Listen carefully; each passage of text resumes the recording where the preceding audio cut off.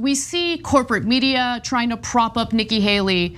We're also now seeing some of the donors try to prop up Nikki Haley. Now, keep in mind, Nikki Haley is a milquetoast, traditional, conservative Republican who the modern day Republican voters do not find appealing. So like this attempt to prop her up and force her on the voters is not gonna work. But nonetheless, I wanna get to the former Illinois governor and also now private equity executive Bill Ronner, because he was actually one of DeSantis's biggest boosters as well. He donated about $1 million to DeSantis's reelection bid, but he is not supporting him for president. He hasn't given any money to DeSantis's presidential bid. And he now thinks that Nikki Haley has a better shot of defeating Joe Biden in the general election.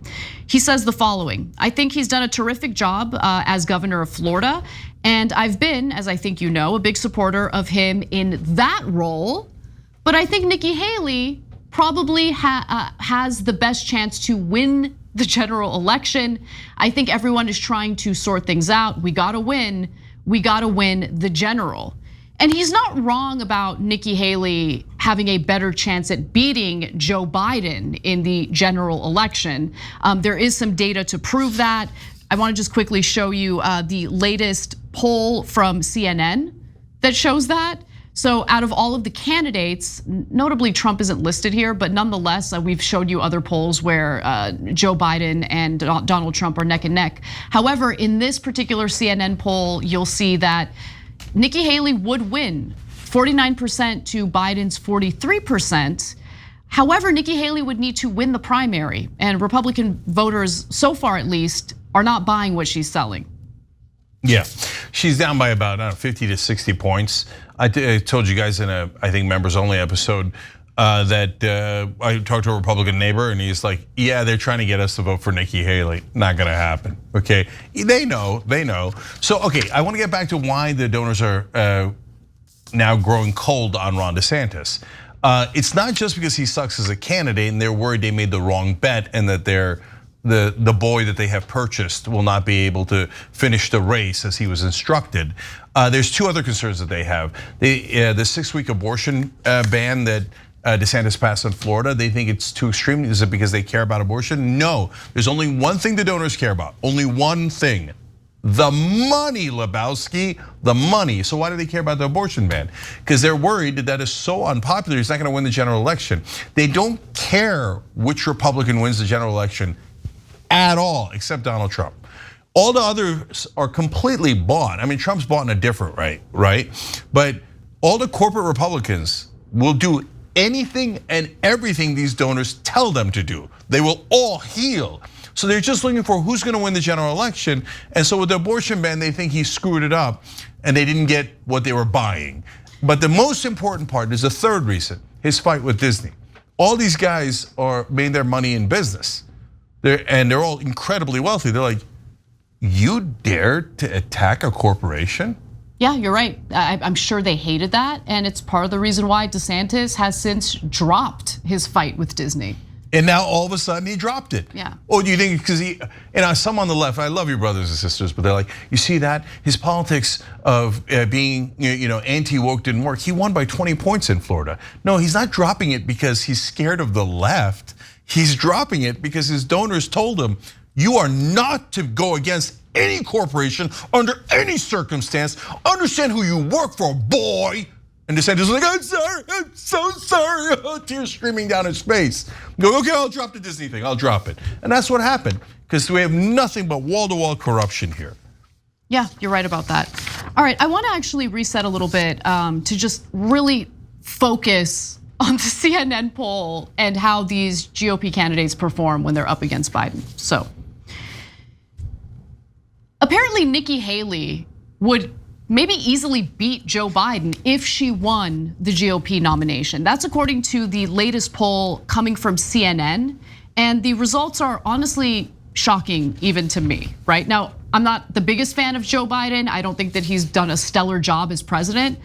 But Nikki Haley, really? I mean, she's barely getting any attention among Republican voters, she'd have to obviously win the primary in order to try to beat Biden in the general election. But nonetheless, let's take a look at this graph, which shows you what the results of the poll indicate. So Haley led Biden 49% to Biden's 43%, while every other major Republican candidate remains neck and neck with him. The margin of error in this poll is about 3.6 points. Mike Pence and Senator Tim Scott both won 46% support to Biden's 44% support in head-to-head matchups. Ron DeSantis was tied with Biden, with each getting 47%. Vivek Ramaswamy was behind Biden, 45% to Biden's 46%. And Trump, who's not shown in the chart, held a 1-point advantage of 47% to Biden's 46%. But it's really important to understand that Republican voters are so far not in favor of Nikki Haley, and she is so far behind in terms of favorability with that electorate that it's hard to imagine that she could even be the nominee to even face Biden in the general. So let's take a look at where the hearts and minds of Republican voters are as we speak. As you can see, Donald Trump still has a massive lead at 60%, followed by DeSantis at 15%.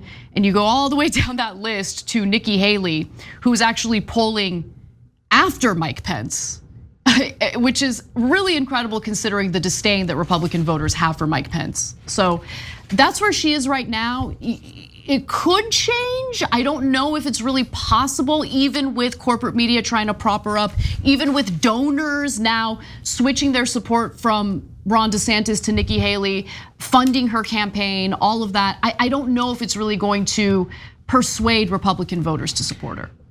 No, it's definitely not gonna work. So they did the same exact thing with Jeb Bush and Marco Rubio, and now they're doing it with Ron DeSantis and Nikki Haley and Tim Scott and Mike Pence. They're like, okay, why don't we just get one of our corporate stooges to win, and then they'll do everything we want. And then more tax cuts for the rich, right? And Republican voters, to their discredit, have picked the world's biggest con man, Donald Trump. But to their credit, they smell the BS. I mean, I'll be honest here, better than the Democrats do. The Democrats are like, no, when those donors give money to Republicans, they're evil. But when they give it to Nancy Pelosi and Joe Biden, they're angels. And Pelosi and Biden, they don't do what the donors say at all. No, I don't even think that's the case, Cenk. Like, let's be fair, okay? The voters have bought into the argument that you absolutely must support any Democrat that the kingmakers have propped up, because if you don't, then you're gonna get Trump, and you don't want that, right? You don't want that. Yeah. Like, that's it. That's all of the campaigning for the Democratic Party at this point. That's why you don't see Biden even making a case for himself as we speak. That's why Biden is polling so low, even among Democratic voters, because he knows what the game is. He knows what the plot is. He knows what the strategy is. I'm just gonna chill in my bunker until, the election really heats up, and then I'm gonna fearmonger endlessly about Trump, big bad Trump. The Biden campaign is elated over the fact that Trump at this point is likely to be the GOP nominee. Yeah, so look, I think it's definitely both. If you told an MSNBC viewer or an NPR listener that the $1 billion that Nancy Pelosi has raised in campaign contributions is obvious corruption, and that she does the bidding of those corporations that gave her that money, they would be outraged. She is an angel. How could you say that about her? But Anna is 100% right that the other propaganda that mainstream media does that they buy into is Biden is the only one who could beat Trump. Wait a minute, hold on.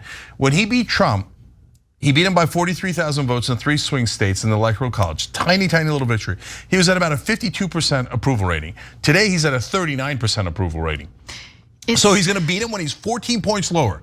He's gonna beat him after we've all seen him trip all over himself on stage.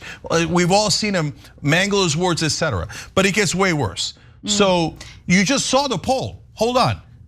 He can't beat any of them. Right now, the only Republican he's beating is Vivek Ramaswamy, and that's by only 1 point. He's losing to Trump, and he's losing to all of them. So when you hear anyone telling you Biden is the only one who could beat Trump, that is a flat out liar. Lies. and they say it 2,000 times over. So look, we looked into what Republican voters prefer, likely Republican primary voters. The CNN poll in regard to likely Democratic voters also doesn't look good. I want to give you the details on that real quick. So for instance, a broad 67% of Democratic and Democratic leaning voters now say it's very or extremely likely that Biden will again be the party's presidential nominee, up from 55% who felt the same way in May. But 67% also say the party should nominate someone other than Biden, up from 54% in March. Roughly 3/4 of Americans say they're seriously concerned that Biden's age might negatively affect his current level of physical and mental competence, 73%, and his ability to serve out another full term if reelected, 76%, with a smaller 68% majority seriously concerned about his ability to understand the next generation's concerns. Yeah, guys, I'm tired of these guys. We're doing a petition.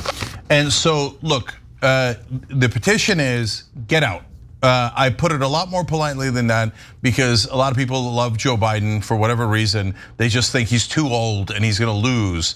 I 100% agree that he's going to lose. So we're doing a petition, President Biden, please drop out.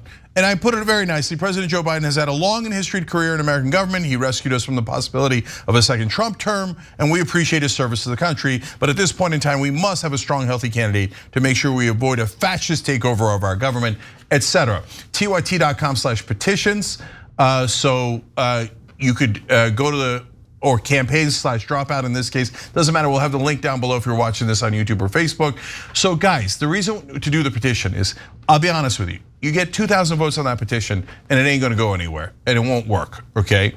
You get 1 million people signing that petition saying, God's sake, enough. We appreciate you, brother. Thank you for beating Trump last time. But you're 80 years old and it shows.